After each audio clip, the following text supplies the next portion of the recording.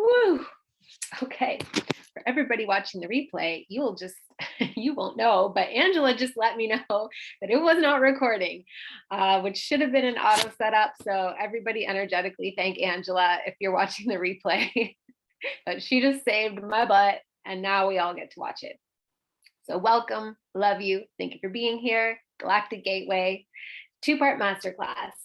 The way this works is part 1 is going to be about like theory, if you will. It is information. Essentially, what I'm going to do is talk about what the Galactic Gateway is, and kind of like the purposes behind activating it and opening it.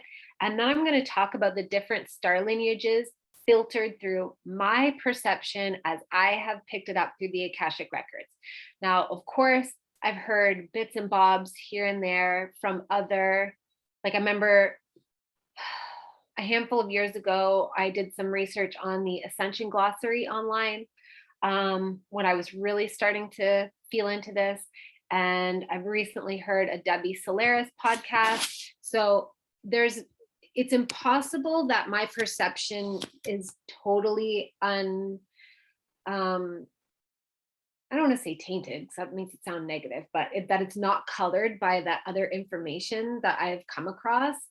But on a conscious level, I'm really intending to deliver what I found in the Akashic records, not just repeat what people find on Google searches. And so it may differ from what, if you've explored any of these star lineages, it may differ from what they report, or it may corroborate what other people report. But either way, I'll remind you all that like none of us can prove any of this, you know what I mean? So like we really have to use our discernment as we're going through all of these sources and just take the things that really resonate. When you hear it, you're like, oh yes, that makes sense. And if there's something that you're like, that doesn't resonate, just chalk it up to like you sense the vibration of that information differently than myself or anybody else who's talking about these things. And that doesn't make you wrong and it doesn't make them wrong. It's all interpretations of very subtle energy. And also though, it can be like, it's very hard to definitively categorize, at least the way that I work. Like I just pick up this information by doing Akashic readings. So like, I've done so many readings for Pleiadian beings, so many readings for Lyran beings, so many readings for Alpha Centaurians. And this is what I've picked up through seeing it through their Akashic field. But it's very hard. Sometimes a lot of people are like hybrids of different star lineages. So it's very hard to categorize. So all of it to say, just as always, you're in charge. I'm not an authority. I just feel compelled to talk about these things. That's all. Okay, so part 1 is kind of the information. And part 2, should you choose to sign up for it, is a guided process to activate and open your Galactic Gateway and connect with your starseed identity and mission, your star lineage, etc. And it involves like tools and a process that you can apply ongoingly. Okay, so what is the Galactic Gateway? So this is a transpersonal chakra. And what transpersonal means is that we have, within our body, we have 7 personal chakras, and those are the 7 personal main chakras on the hero line. And this is the one that most of us know of.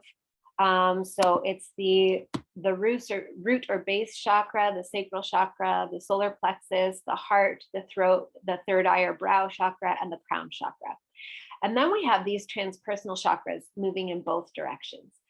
So what I feel, I know of, I have learned of the Earth Star chakra and the Soul Star chakra. Those are the 2 next in line.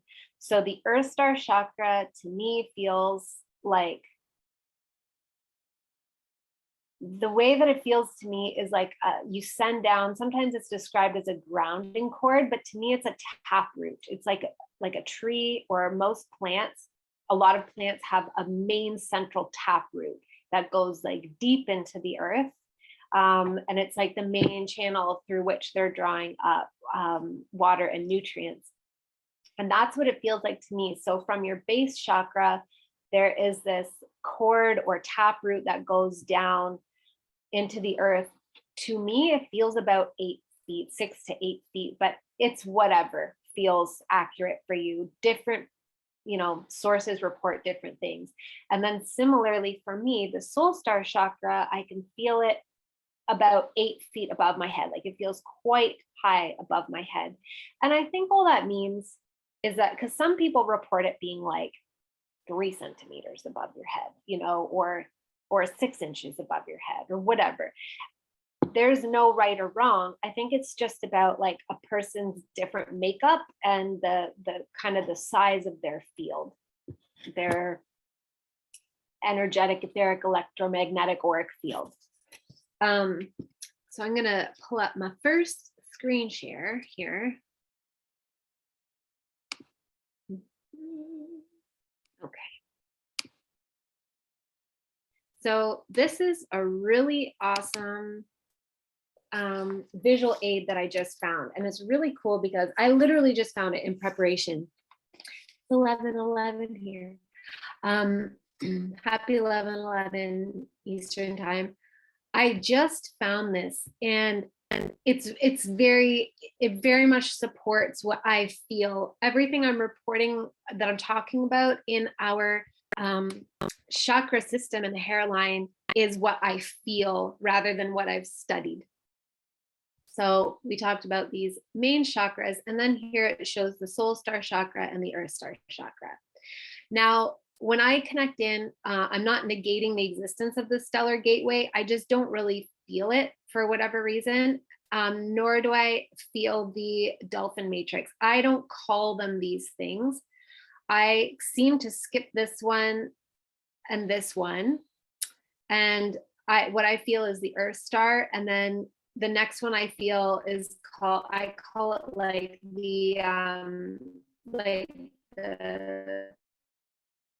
the crystal matrix of Gaia. That's what it feels like very high vibrational, high frequency physical matter and our connection to that. And then this one is the heart, I call it the golden molten heart of Gaia. So it was really cool to see this visual representation and see like, oh, okay, even without studying it, like I'm interpreting the energy in the same way. And likewise up here, I seem to connect with the soul star, and then I skip the stellar gateway and I go right up into the intergalactic gateway, but I call it the Galactic Gateway. And you probably all know I connect in with the Christ consciousness, but also I feel at the top the holographic central sun. So transpersonal simply means that like this is sort of your incarnated, like your physical body chakra matrix.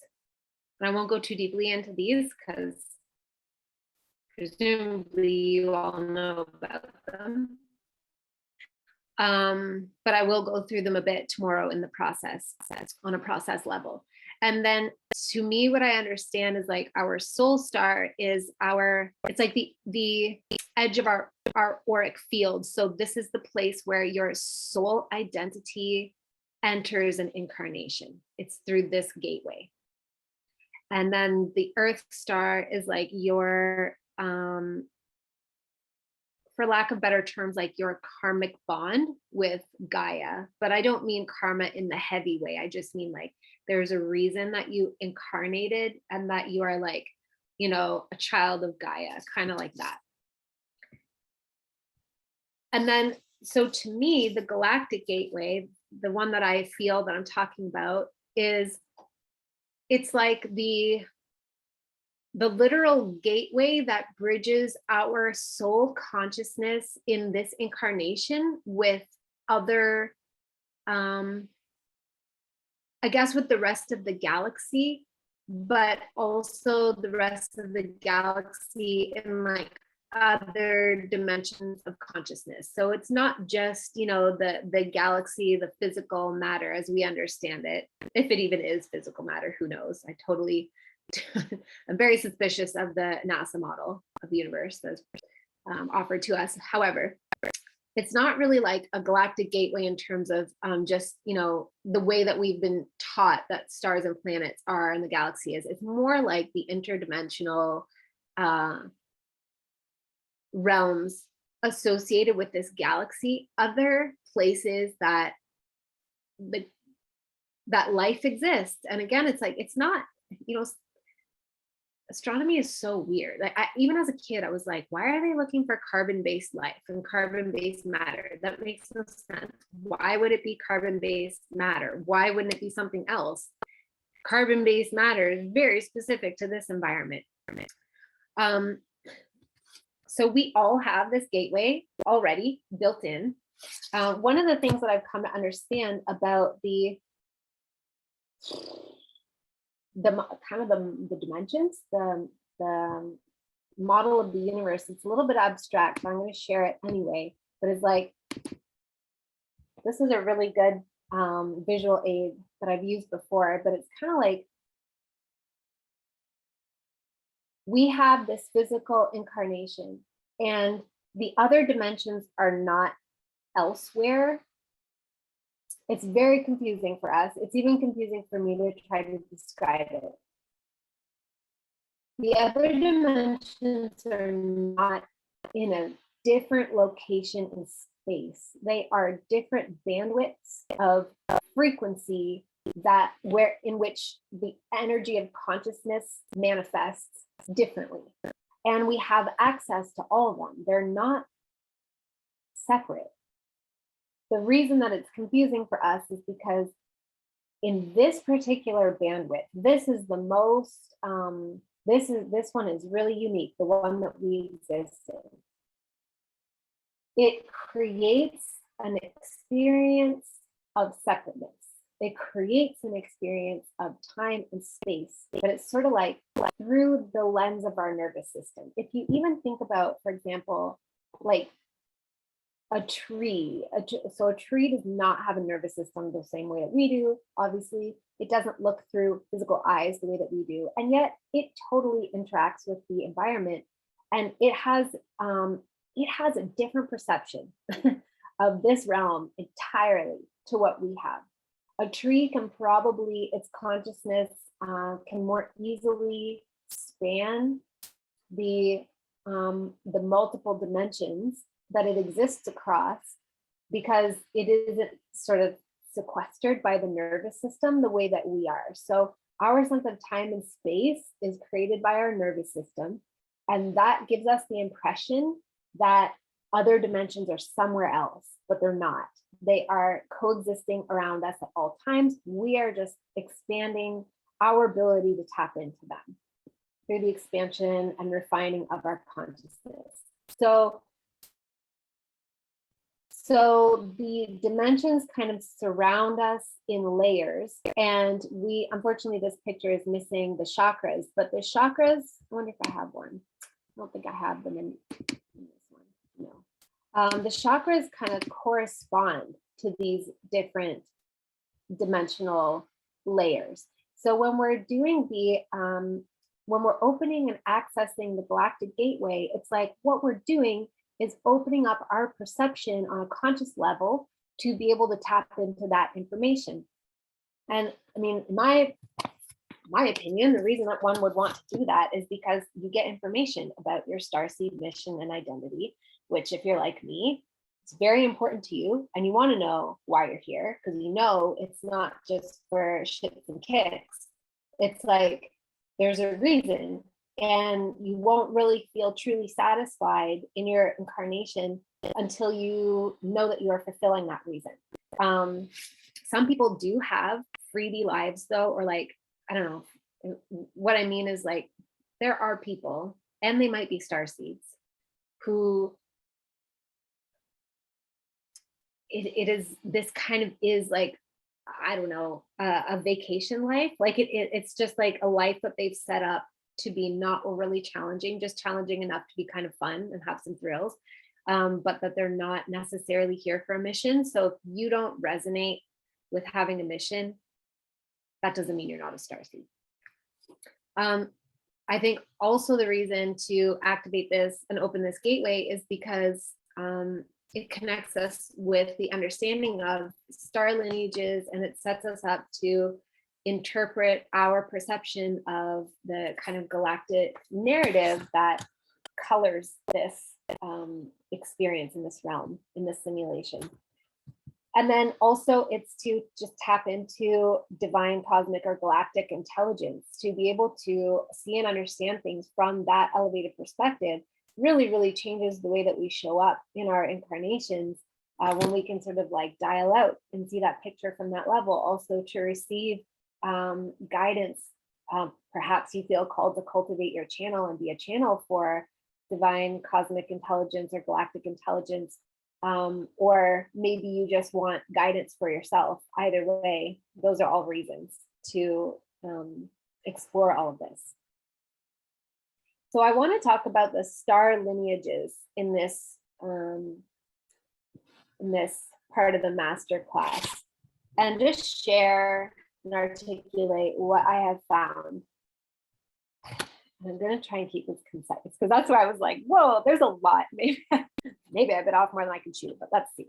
Okay, so I'm going to start with Pleiadians, simply because so many of us are Pleiadians, or we have Pleiadian energy. And kind of what that means to me is like, yes, they could be past lives, but I feel like they're just other lives. The way I see our incarnations is like, we think we have past lives, but they're all happening right now, all of them. They seem like they are past lives to us because of the way that we perceive time, but they're happening more on like a music staff. You know what I mean? So like they're running parallel to each other, but they're on different points of the historical narrative on Earth. And I feel like that it also extends beyond this dimension into other lives. So we're more having like parallel, I'm talking about parallel starseed lives.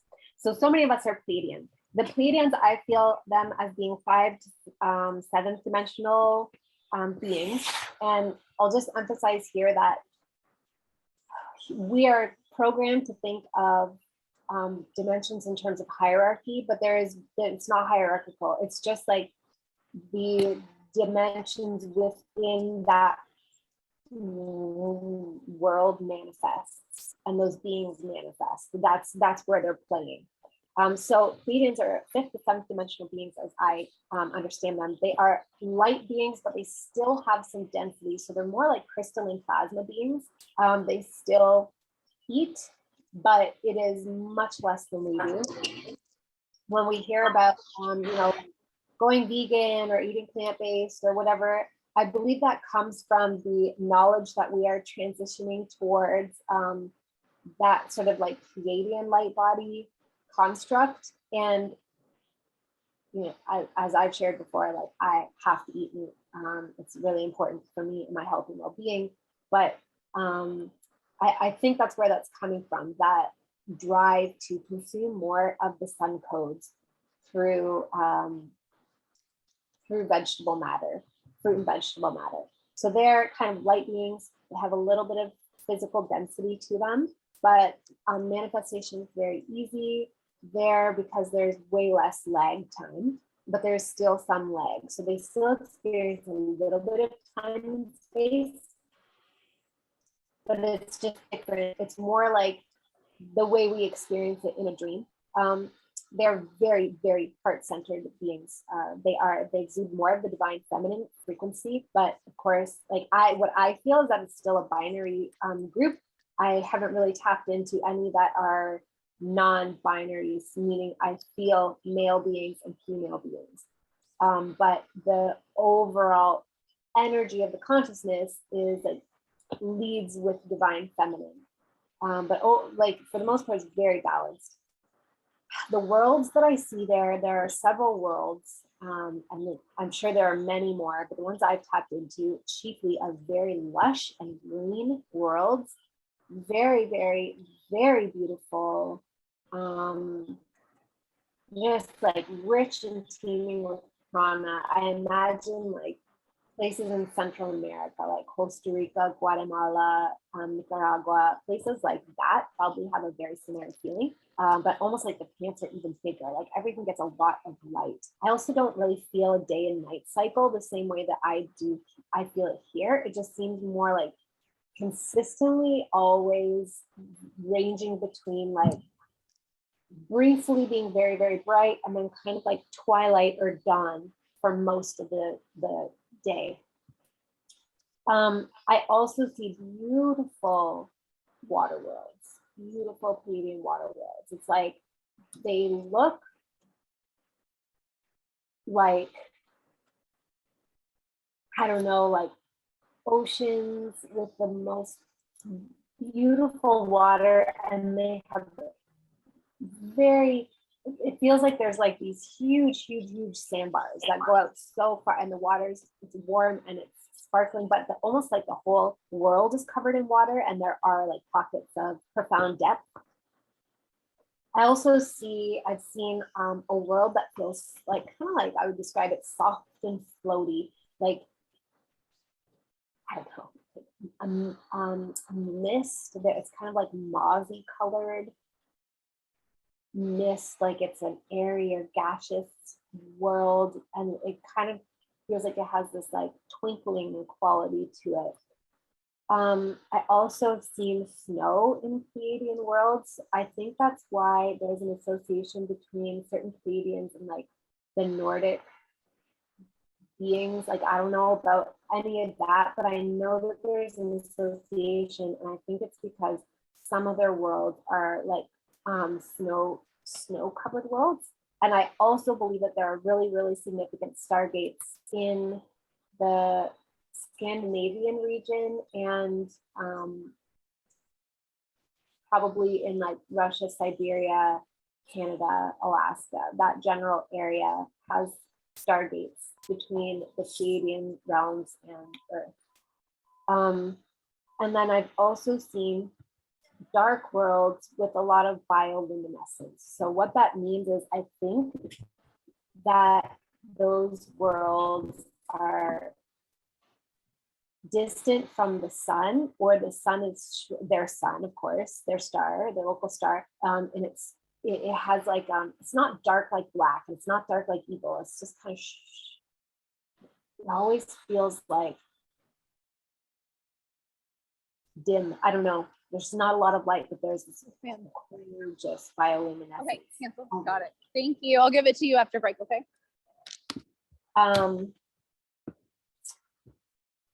The Pleiadian beings, I feel, are very artistic, creative, highly sensitive and empathic. They're compassionate. They're often healers, guides, intuitive, very right-brained and heart-centered. And to me, they are associated with Lemuria, which I believe was on Earth, and it was kind of like almost like a mirror or a sister colony to the Pleiadian. Colony is not the right word. Maybe it is. Maybe it was seeded with Pleiadian beings. I don't know, but it feels like a sister energy, like they're associated. And so as I describe these people, like our tendencies are to go through, like mentally go through the list and be like, oh, well, I'm not artistic, so I'm not really creative, so I must not be Pleiadian. And that's not really the way it works. But I'm just sort of describing how these people are presented to me. I mean, a lot of them, like I can think of one guy who I don't think he would call himself artistic or creative or a healer, definitely an empath. But he is like an entrepreneur and very sort of masculine businesses, but totally had Pleiadian energy. Okay, so that's the Pleiadians in a nutshell.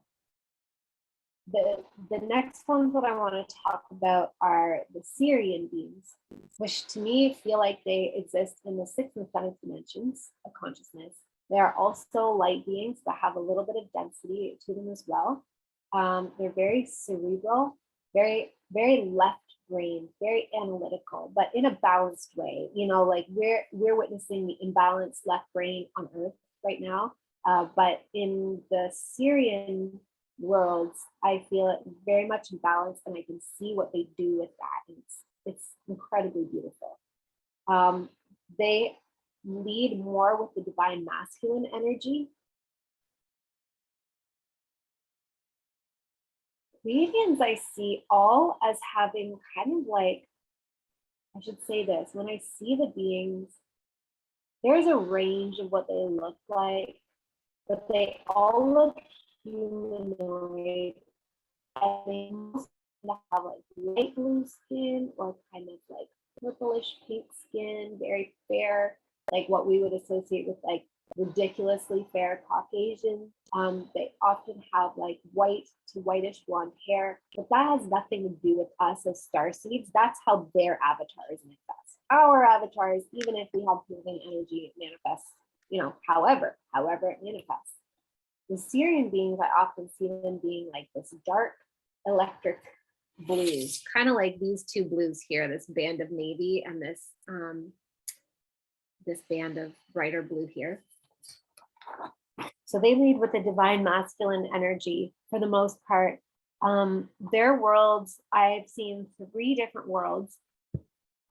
The one that I see the most commonly reminds me so much of Atlantis, because there's a strong Egyptian and Atlantean connection between the Syrians. I believe the Syrians were like the seed people for ancient Egypt as well as Atlantis.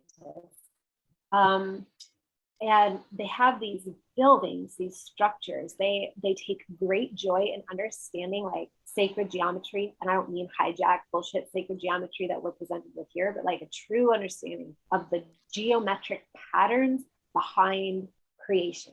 And they wield it masterfully, and they, with ease, they architect these amazing cities.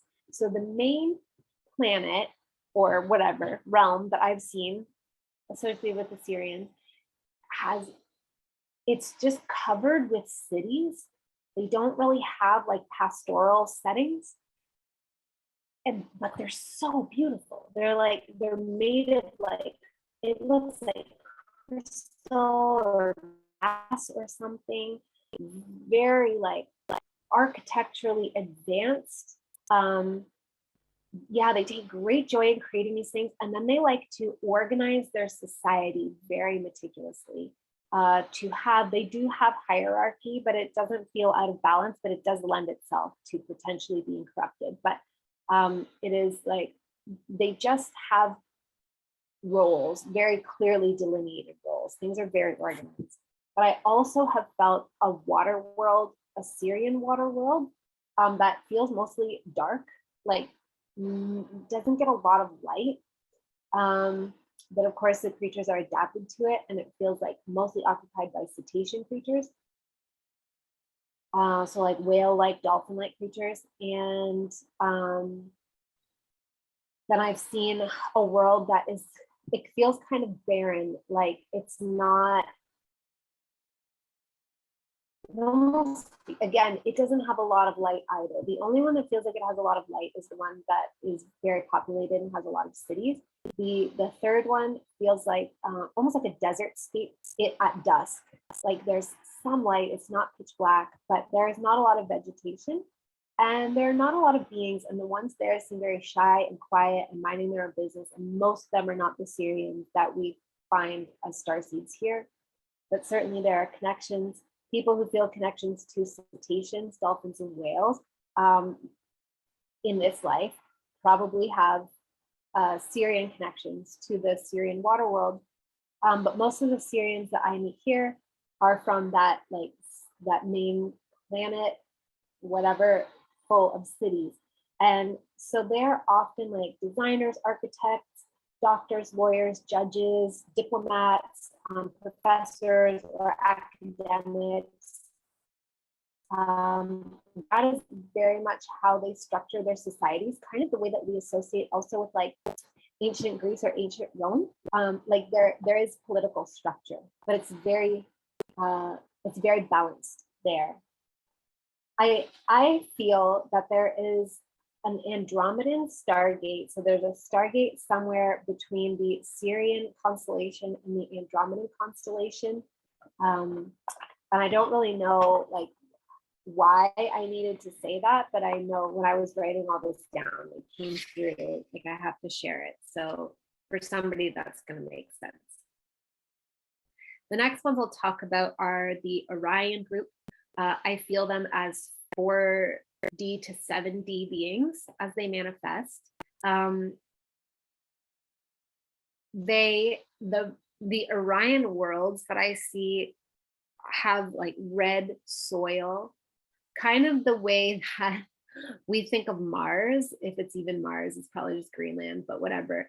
But the images that we have of it, it looks a lot like that, like kind of arid, kind of dry, but it's very beautiful and richly textured. It also reminds me of images I've seen of Sedona and of the Grand Canyon. Like there's something about the shape and the landscape of that realm that has these beautiful patterns in erosion patterns in the rock, and like this rich layering and marbling of the different like soil compositions. I don't know, it's very beautiful. And so what do I want to say about the Orion beings? The built into the narrative of this simulation is the story or the history that shit in Orion went amok. And I feel that too. So when I say that the story is built into the narrative, I don't mean to negate it like it's just fake. It's more just like, just to keep it in proper context, I guess, that the beings, we have memories of that, whether they're imprint memories or actual experience memories. Believe that outside of the simulation, there's no real relevance to them. But the Orion went through a cycle very much like we're going through now, and it's not entirely cleaned up. When I tune into it, it feels like they're not so different from where we are. They are farther along, to use very inaccurate languaging, but there's more unification.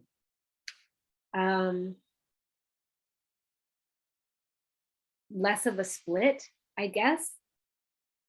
Like more Orions have worked through the illusions of density than Earth beings have, but there is still some density. There is still some challenge there. And I feel I haven't connected with a lot of Orions through the Akashic records. I don't think there are that many of them on Earth, but the ones that I have often have very challenging pasts. And it feels like they're like indigo soldiers, like indigo foot soldiers, super sensitive, super, like they have such strong convictions. They know that something is supposed to be different, and they just want to change it. Injustice and like fakeness, disingenuineness, all those things really trigger them and offend them and make them, they feel angry. There's a lot of anger close to the surface, and it feels to me like they come here to do a lot of karma clearing, and part of it is their own karma clearing, but just a lot of it is just like they come into the hard shit to clear karmic density on Earth, to bring their, like, they have like a tough, hardened soul. Like what has gone on in the Orion realm is hard. It's hard business. It's like they're masters of contrast, and so they've come here with that sort of specialty to clear out a lot of karmic density and very, very, very dark, like either through circumstances, the part of the world that they're incarnated into, the family and the lineage shit that they inherit, stuff like that. But they also come with like they're masters of free will. Kind of what I feel is like when you get up into the higher dimensions, like in the Pleiadian realm, Syrian realm, Arcturian, etc., free will is way less of a factor because everybody is so connected, either through heart coherence or like mental telepathy, that it becomes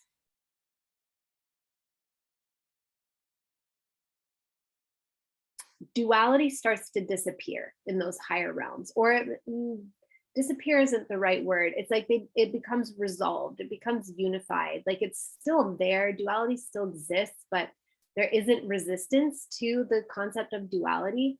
And everybody's so connected that it's like really hard to make true free will choices because you deeply understand the consequences and the impact on everybody else and all creation of each of your choices.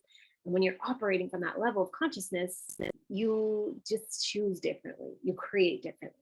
It's not better or worse. The Orion beings, because I feel like that there's still a fourth dimensional aspect, they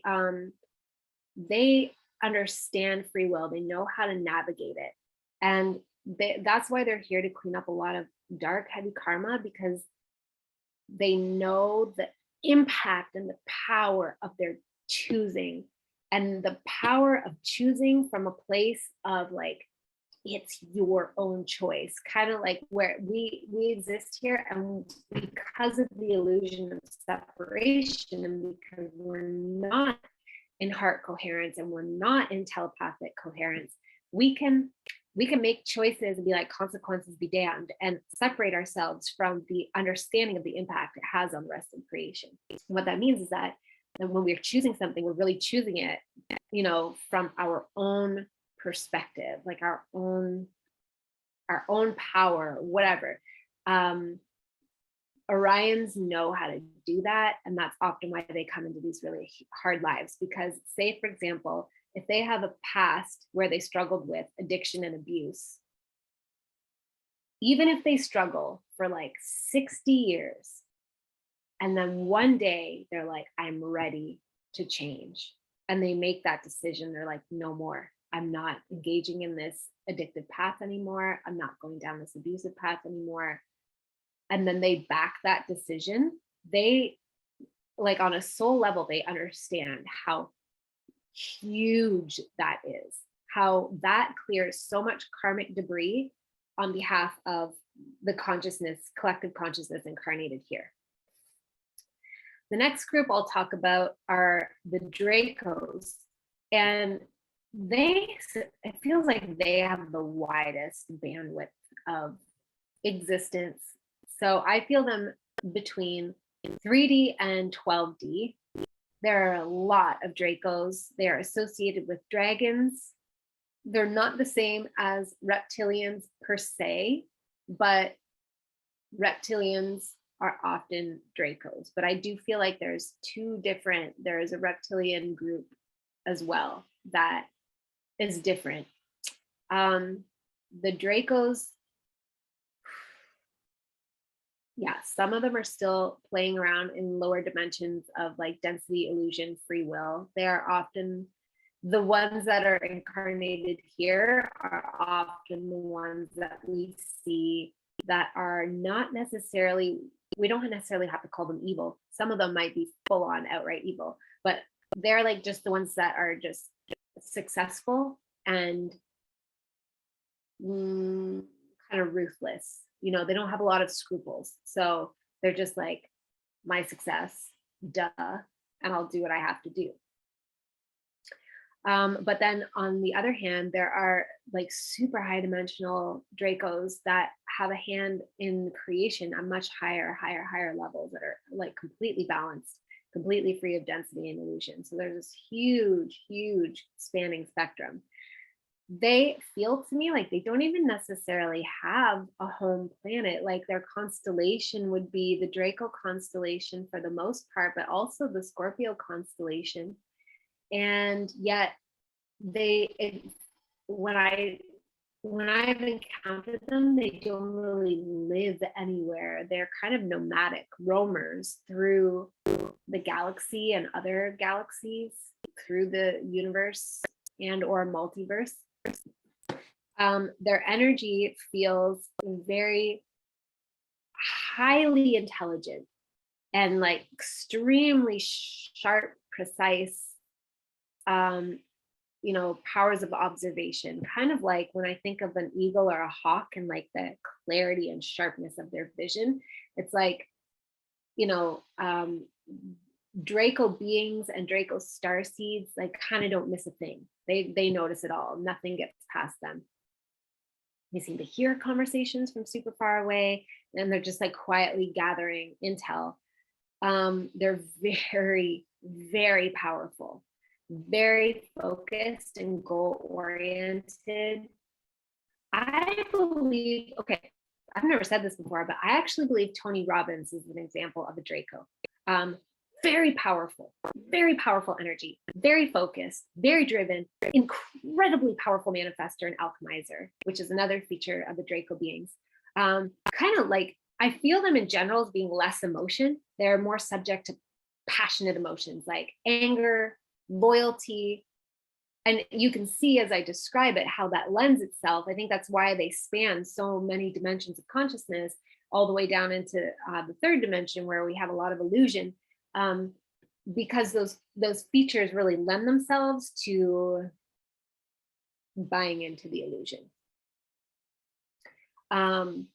But again, from a higher level, like there's no, from a certain vantage point, it's not a big deal to buy into the illusion. It just is what it is. It's just part of creation. But yeah, Tony Robbins feels like a good example of somebody who could have gone in a different direction. So like all Dracos are not negative. He could have gone in a different direction and used his power and his energy in a very self-serving way, but instead he used it in a way to empower, motivate, benefit, raise up many, many other people. If any of you know Bakara Whitner, she's like a small low-key Instagram influencer, but she has a shop. It's an online shop called Everyday Magic, and she started out being a tarot reader. So her name is Bakara Whitner, and if you want to look her up on Instagram, her handle is Bakara W. And I believe that she is a Draco, I'm possibly a Draco reptilian starseed, but like here to alchemize and raise the frequency. Like she's not here on a dark mission, but whew, she's been through some shit in her life. It's easy for Dracos to cut off from their heart, but when we get up into the higher dimensions, they are totally, totally heart integrated. And they're very loyal, very, very loyal. So next I'll talk about the Lyran beings. They are 7th and 10th dimensional beings. They're very heart-centered. They're divine masculine in their energy, but it's very balanced. Like the divine feminine is not far behind, but there is this like masculine quality of energy that comes off of the Lyran beings that I've connected with. Their world feels extremely bright, very, very open, lots of sky.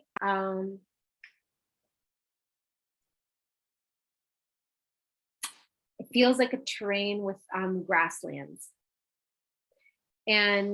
but different from our grass, but that kind of like open sky, open space, but not, I wouldn't call it arid. They exude qualities of leadership. They have a strong musical inclination, and sound healing, those kind of things. I find that they're really into like, they're very social, community, partying, celebrations. Like it's a very socially connected, like I kind of see like these communities that are together and they're dancing and like any opportunity to celebrate. They're doing it. and there's like Lyre and DJs like getting everybody to, you know, like dance and get into the moment. And I believe that that translates a lot on Earth, but I definitely feel it in their realm. And then there are the Vegans that are, it's a star within the Lyran constellation, and it feels, by contrast, very different to me, very different. The Vegans are like these like intense, divine feminine, like almost where we get the concept of a witch, like super powerful, kind of secretive. It feels like a dark world.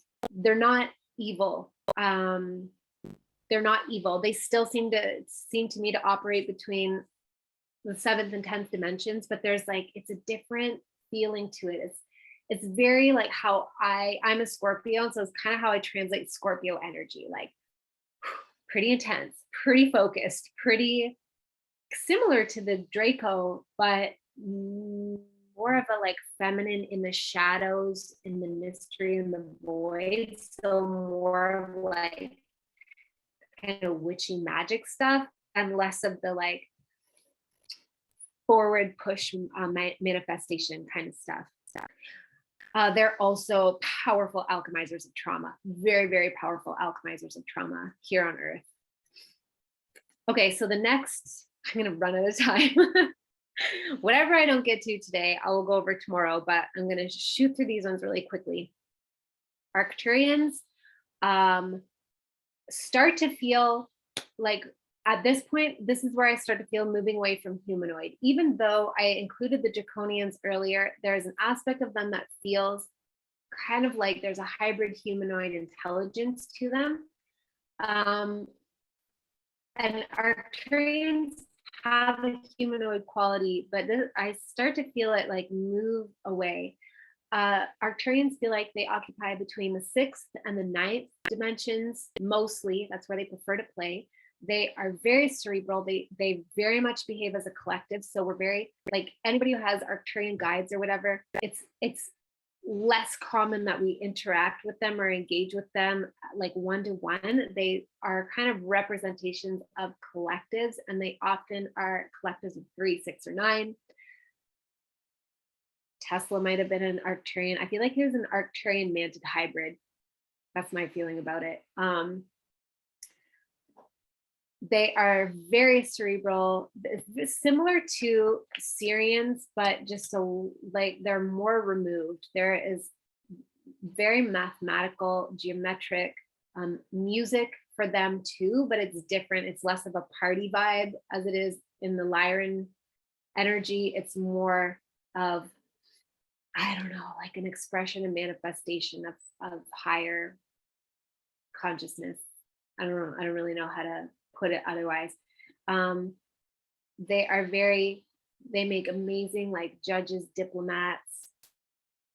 They're often scientific, often working with technology. They often don't like to be seen and be on the stage or like, you know, front and center in the human community. They sort of like to have their chameleon jobs in the background. They're a very advanced consciousness.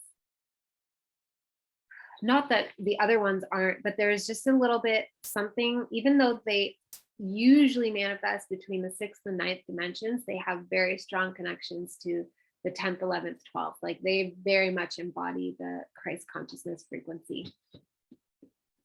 The next that I have on my list is Alpha Centaurians. Now, I've only met 2 Alpha Centaurians in my Akashic readings. And for people who get a lot of activity, like they're seeing ships and shit in real life, it feels like Alpha Centauri connections. The Alpha Centaurians are like the star seeds on Earth, are very precocious, very intelligent, like kind of like too intelligent, a little bit like, what the fuck, where's that information coming from? Like almost like they're direct, I don't know, they feel like radio signal direct transmitters, like they get transmissions, and it's not so much like channeling. It's like they have an antenna and the information just comes through, and then they say it and they don't really realize where it's coming from. And it feels like the Alpha Centaurians have a big,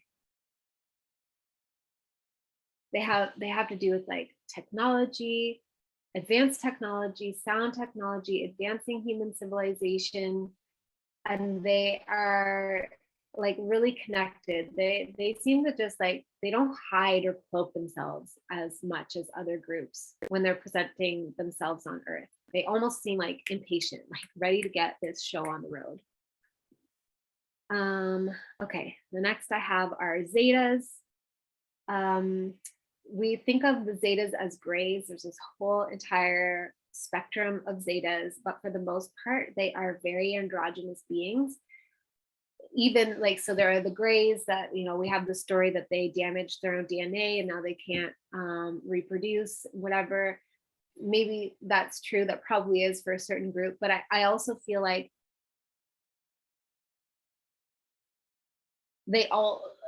there are, like, the Arcturians are pretty androgynous too. They don't really reproduce as such, and even the Syrians, I don't see them reproducing the same way that we kind of do here. But the Zetas feel like they span 3D again all the way up to 12D. Very, very, some of them are very benevolent, some of them are probably less so. The higher dimensional ones are extremely calm, extremely diplomatic, I suppose. Like, they're observers. They feel very closely related to the Mantid beings, who I'll briefly speak of next. The Mantids, as I described in my recent podcast, feel like creator beings, like extremely high level creator beings, like 12th dimensional creator beings, 11th, 12th dimensional.